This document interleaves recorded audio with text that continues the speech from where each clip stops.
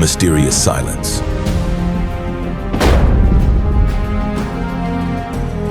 She once walked through.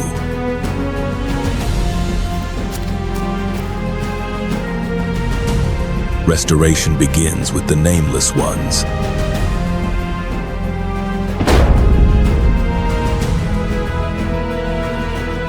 Why her name was hidden. New names in heaven.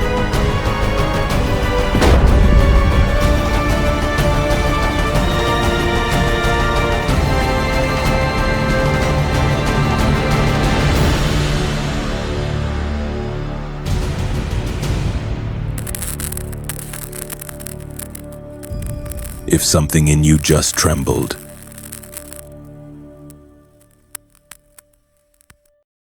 you've heard of Adam. You've known Cain, Abel, and Seth. You've heard the names that echoed through the sacred history.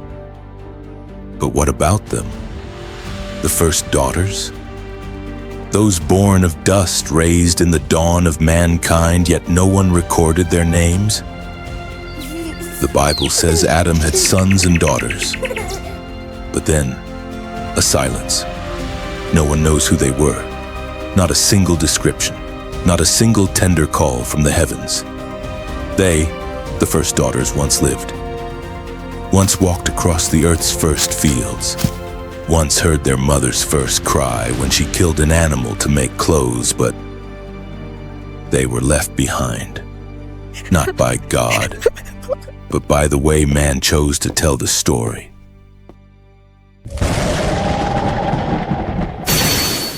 Welcome to Prayer Station. And today, as you sit before the screen, a part of that silence still echoes inside you. You, the one who has lived for others, carried weight without a name, sacrificed without a word. You, the one forgotten at dinner, on the certificate, in the eyes of your own family.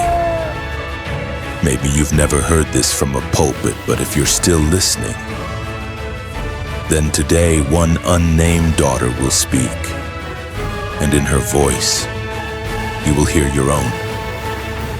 Because what was forgotten was never truly gone. The mysterious silence. She stood by the edge of the ancient stream where the first drops of water ran through the new earth. No one called her name. No one recorded her first laugh or her first dream. But she had once existed in the sigh of mankind after leaving Eden. Her father was Adam. Her mother was Eve, the first humans who carried the weight of a curse. But her name does not exist. Not in history books, not in the genealogies, not a single syllable for her in any sermon or holy scroll. She grew up beside the chosen names: Cain, the sower; Abel, the shepherd; Seth, the one who replaced the lost. And she, who was she? She was the one who gathered the bloody stones after the first argument between her brothers. The one who wiped her mother's tears when the second son no longer breathed. The one who heard her father gasping in the night, repeating a prophecy he once heard but never fully understood. The seed of the woman shall crush the serpent's head. She listened, she remembered, but she was never called forth. And the years passed like sand through fingers. They recited the names of men, told stories of city builders, shepherds, instrument makers, and weapon forgers. But the daughters faded into a silence considered normal. But what if that wasn't just a forgotten footnote? What if it was part of a prophecy still unfolding? A crack not yet seen in the wall of redemption? What if her silence wasn't history's omission but a sacred pause, waiting for a generation to speak? She once walked through. She walked on a land no one had ever stepped on. There was no path, no map, no tradition to follow. Only the deep sky above and the first wind whispering through nameless trees. She did not live in Eden, She was born after heaven's gates had already closed. She grew up among thorns and sweat, where every tear carried the mark of punishment. But don't think she was weak. She didn't just bear the consequences, she learned how to walk through them. When everything around was still raw, when no one taught her how to be a mother, how to love, how to endure, she still kept going. She once held the first animal sacrificed, smelled the raw blood mixing with dry soil. She once looked into her father's eyes, the man who once spoke with God, but now only bowed his head, carrying a shame that could not be washed away. She once wiped blood off the stone where Abel fell. She saw death too soon, and no one taught her how to name that pain. When her mother cried in silence, she was the one who sat beside her. When her brothers pushed each other in jealousy, she was the one who held the last piece of peace in the tent. No one remembered her because she did not create great things, but she kept the fragile ones. A glance, the first lullaby, an embrace that held unnamed sorrow. She once walked through moments that shaped history, not with strength, but with presence. A silent presence, but undeniable. She once held the hand of a baby still in the womb who had not yet spoken, soothed the anger of a man who had not yet learned love, listened to sighs no one wanted to speak. And do you know the strangest thing? She never asked to be named. She only wanted to know that she had once been there. And if you are a woman or a person ever forgotten, you will understand. Understand what it feels like to exist as if no one sees. Understand what it feels like to walk through every event. Yet history never turns back. But she doesn't need history. She needs to be etched into the eternal. And maybe you are the one to name her today. Because she once walked through the world. So you'd know you're not alone in your silence. Her name was never called. There are names engraved on bronze plaques. There are names passed through generations like fire flickering through a long night. But there are also names that were never spoken aloud. Her name is a blank space in the genealogy, a small crack in the sacred mountain, a pause between the long trumpets of history. Not because she didn't deserve to be remembered, but because the world learned to forget what isn't loud, isn't powerful, doesn't cause a stir. The world learned to only remember those who built empires, not those who sustained life in silence. And that began from the very beginning. When sons were assigned missions and lineages, the daughters, like her, were only assigned existence. Not asked, not recorded, not called out among the community of the promised. But she still lived. She still sowed seeds. She still kept the fire. She still stitched together pieces of animal skin to cover the bodies of others.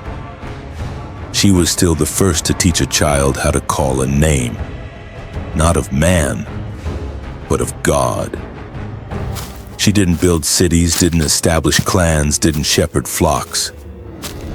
But she preserved the human heart, amid a world breaking apart from strife and death. Her name was never called, but do you know this? When Abel's blood soaked the earth, when Cain was cast away from that ground, she was the first to kneel and pray for forgiveness. Not the father, not the mother, but her, the nameless daughter who shed the first tears for a world in loss.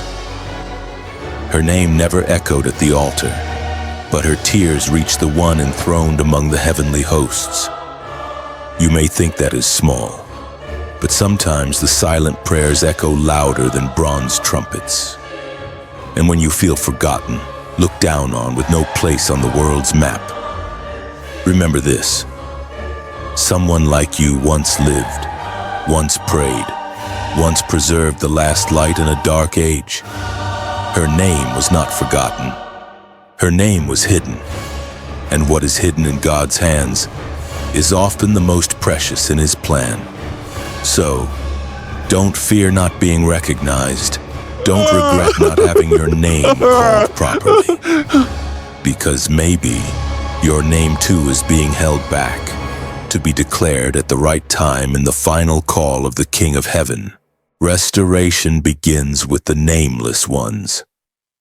The world always thinks restoration begins from the throne, from great wars, from names etched in pure gold on the pages of history. But God does not work that way. When He wants to begin something anew, He often seeks out the ones without a name, the ones overlooked, the souls hidden behind doors that were never knocked upon, and right in the first chaos of humanity, amid blood spilled on the earth and heaven's silence, He saw her. Not Enosh, not the patriarchs listed, but her, the daughter not named in the genealogy, yet whose cry was the first sound of repentance. She was not given authority, but she carried responsibility. No crown was placed on her head, yet she became the first bridge between a broken family and a future never drawn. Because when Adam grieved Abel's loss, and Eve's heart shattered over Cain's distance, she was the one who kept the fire burning. She was the only one still believing that one day heaven would speak again. She had no miracles in her hands, only calloused palms. No angels appeared in her dreams, only tears that soaked her pillow night after night. And it was those very tears that became the seeds of true restoration. Restoration doesn't begin with thunder, but with the gentle breath of one who still believes. Not from the chosen one, but from the one who still chooses to be faithful, even when no one chose them. The world needed a redeemer, but before he came, he needed a bloodline to be preserved, and it was the nameless ones who kept it. She and many like her had no place in human memory, but were remembered clearly in the mind of God. And you, the one hearing this today, may also be living in a place no one sees.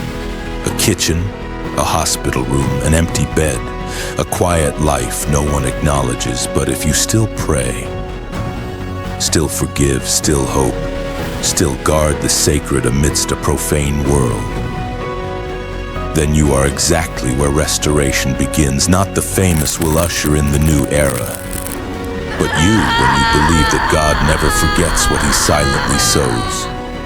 And you don't need a grand title. You only need to dare to hold on to faith, like the unnamed daughter once did, beneath the shadow of Eden now closed, amid heaven's silence. She believed that one day God would draw near again, and maybe today you are the one holding that flame, so that restoration may once again begin. Why her name was hidden? It wasn't because she wasn't important that her name was hidden, but because she was too important. God doesn't hide ordinary things, he only hides what is sacred, like how he hid the Ark of the Covenant in the most holy place, like how he hid his face behind the pillar of fire, like how he hid his own son in the body of an infant. Her name was not overlooked.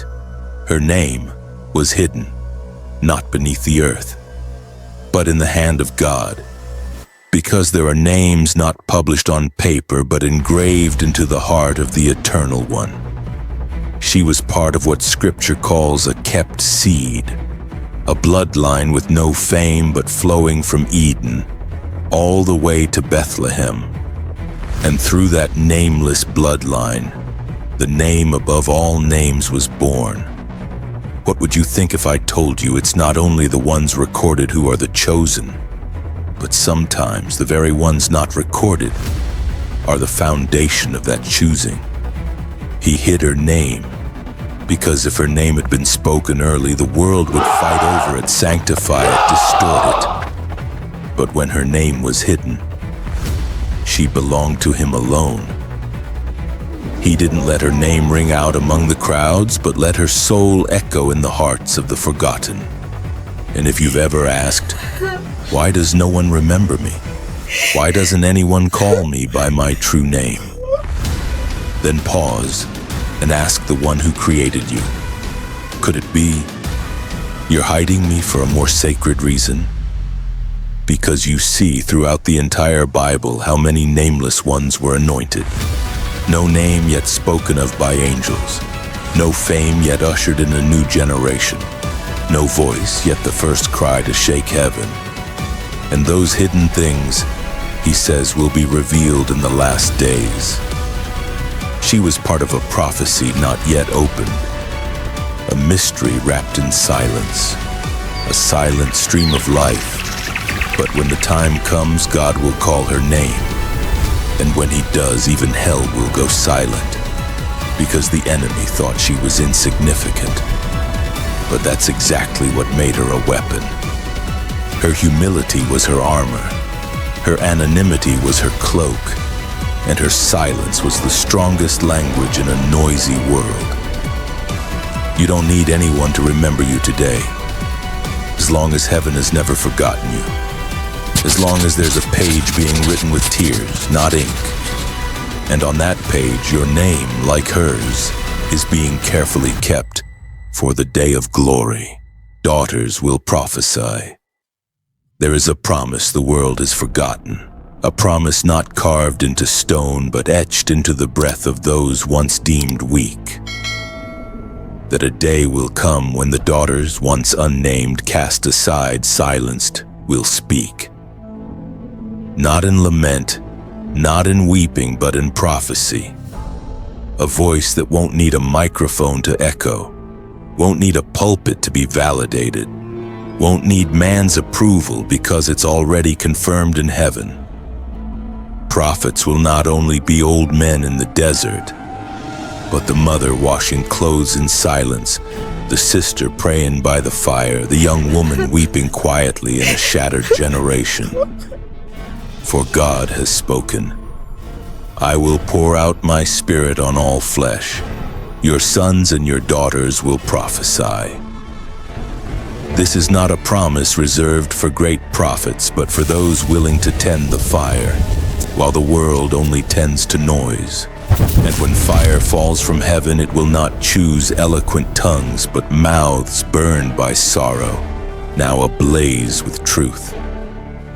Imagine a generation of daughters rising not to argue, but to declare, not to stir up noise, but to shatter invisible chains passed down through ages.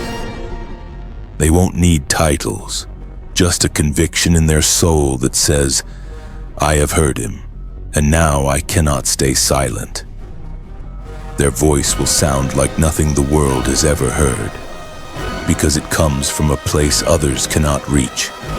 A place shaped by tears, by stillness, by sleepless nights. They won't need a stage, for they have stood firm in storm winds. No applause needed, because every word they speak carries a life long buried. These daughters will not merely witness, they will be the doorway to a new era, where prophecy is no longer locked in temples, but scattered in markets, cafes, hospital halls, and the bedroom of an elderly woman. Because God doesn't seek the qualified to deliver his word. He seeks the broken, so his word can pass through unwarped. And you, if you've ever been called weak, deemed unfit, had your voice snuffed out in childhood, then maybe you are the flute he's long chosen. You don't need confidence, only faithfulness, not perfection, only obedience. And when you open your mouth, it's not you speaking, it is he breathing through you, like the first breath of a new era, returning to the first sisters. They were not recorded by name. No tombstones, no medals, no dedicated chapters in the Bible. But they were the first sisters of humanity. The first footsteps after Eve, the first shadows walking beside Cain and Abel. When the brothers' blood spilled onto the ground, it was they who heard their mother cry. They, not angels, not prophets, wiped the tears of the first woman who had lost Eden. Those first daughters were not allowed to speak, were not allowed to choose a husband, had no right to determine their lineage. Yet they lived, loved, hurt, gave birth, and bore on their shoulders a lineage fallen from paradise. They were the first to learn how to be mothers, without grandmothers to guide them. The first to sew clothes when the world hadn't yet known needles and thread. The first to build homes on a ground already cursed, and they survived, not by strength but by patience, not by reputation but by faithfulness, to a family they themselves did not always understand. No one tells of the first conversations between sisters. No one recorded the first laughter among the first women. No one asked, how did they feel hearing their mother speak of Eden, a place they had never entered? Have you ever thought of that feeling? To be the daughter of someone who once lived in paradise, but you were born only after the fall, raised under a broken promise, wearing punishments you didn't cause, and still, they had to live, still had to continue, still had to love a broken world.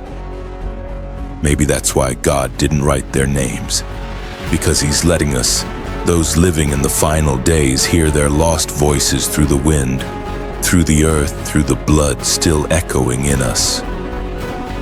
Those first sisters mirror today's unnamed women, the ones never mentioned in church meetings, the ones with no titles, only calloused hands from raising a lost generation. Yet they are the ones preserving a severed legacy. They are the ones standing on the edge between what was lost and what is about to be restored. If you feel like you don't belong anywhere, that you're carrying burdens you didn't create, then look to them, because you are walking the path they once walked. A path with no decoration, only dust and hope buried deep within the heart. You are not alone, because there is a host of sisters, Kunaidum, who went before you. They are still waiting for a generation of daughters who will not repeat silence, but will rise to speak the voice of redemption.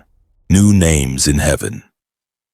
There are names that are never written on paper, not appearing in genealogies, not engraved on tombstones, not printed in history books, but they are written in heaven. In a book that no human eye has ever seen. There, God does not only record human works, He records tears. He engraves every moment of silence done out of love, every broken heartbeat holding on to faith in the dark. And those who were never named on earth are the ones with the most sacred names in eternity. There is a white stone, not a royal jewel, not a symbol of status, but proof of a meeting with the Creator. On that stone, He has written a new name, a name no one knows except you and Him. Not the name your parents gave, not the nickname the world stuck on you, not the labels of past, of mistakes, of shame, but a chosen name, given when you were still hidden, when you were not yet acknowledged, when you were just an unnamed daughter among a sea of voices screaming for power.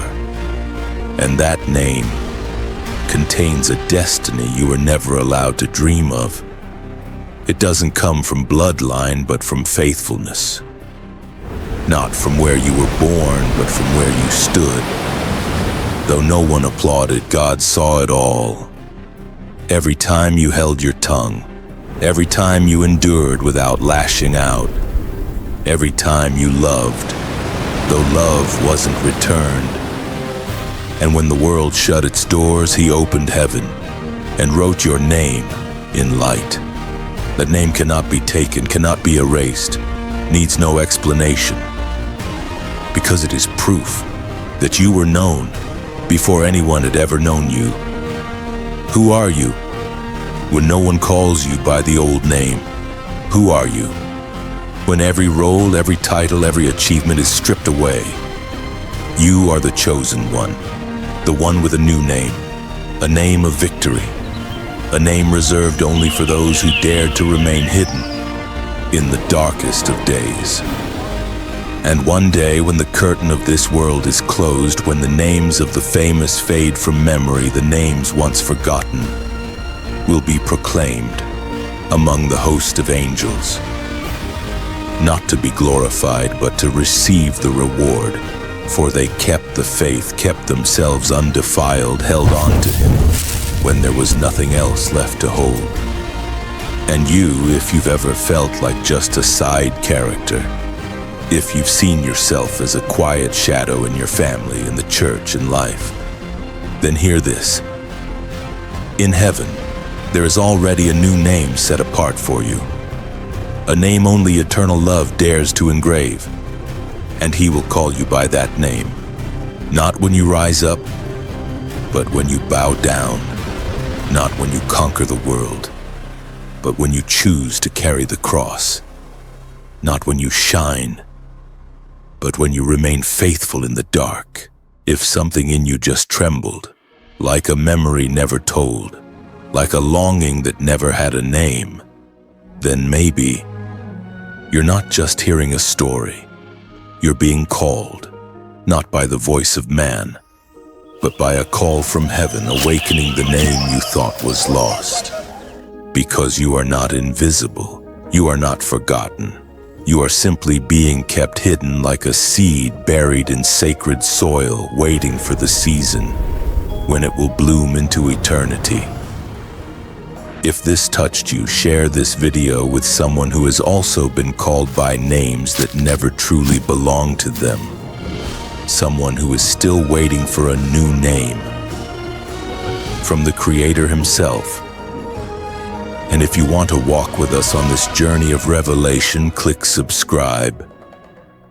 Not just to follow a channel, but to walk alongside a calling that is echoing across the earth. Because the names once forgotten are being written down. The stories once overlooked are being told again. And the souls once hidden are about to be called forth by a name only God himself knows. Prepare your heart, because one day he will call you not by the pain you once carried, but by the name written in everlasting love.